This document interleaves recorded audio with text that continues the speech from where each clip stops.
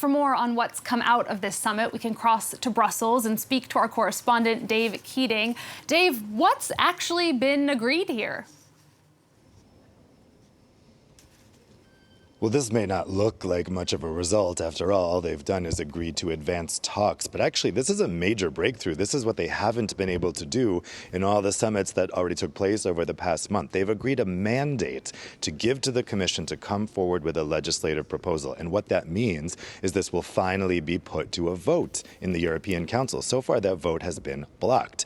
There are 15 countries, probably 16, who want this gas price cap. That would give them a qualified majority for a vote in the Council. However, the Commission and Commission President von der Leyen has been refusing to put forward that proposal, saying there isn't a consensus in the Council, and people have understood that to mean Germany needs to give the green light, and only the Commission can propose legislation.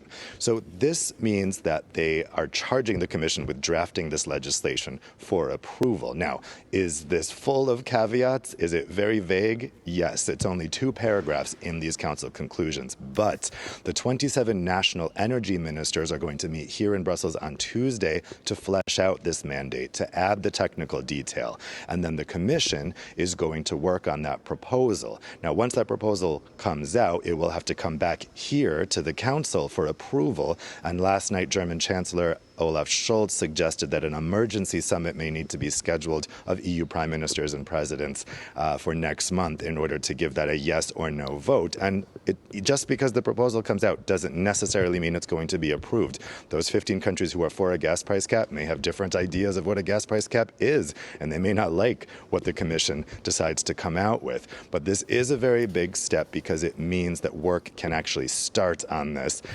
There is going to be an impact assessment because there's a lot of concern that this could backfire on the EU and actually cause a price crisis to turn into a supply crisis, because liquefied natural gas will go to competitors around the world that are willing to pay more than the EU cap. So this is still going to be very contentious, but a big step forward last night. And Dave, tensions have been running high at this summit between France and Germany since they're at odds over a number of issues. Who won out here?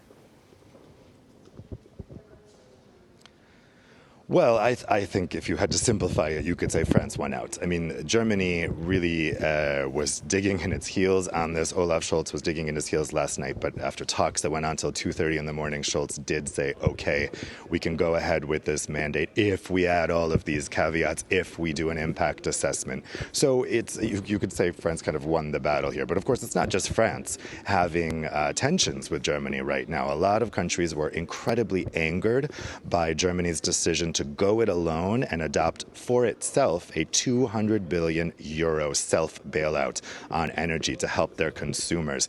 That fund is so big that it could have a destabilizing impact on the EU single market. And last night, Mario Draghi, the outgoing Prime Minister of Italy, this is probably his last summit, gave a really impassioned plea to be doing this at EU level, not be going it alone. And he was clearly targeting Germany when he said that. He wants to see an EU-wide fund funded through new joint EU borrowing adopted to help all European consumers and businesses with their energy bills this summer, not just German money for German citizens and businesses.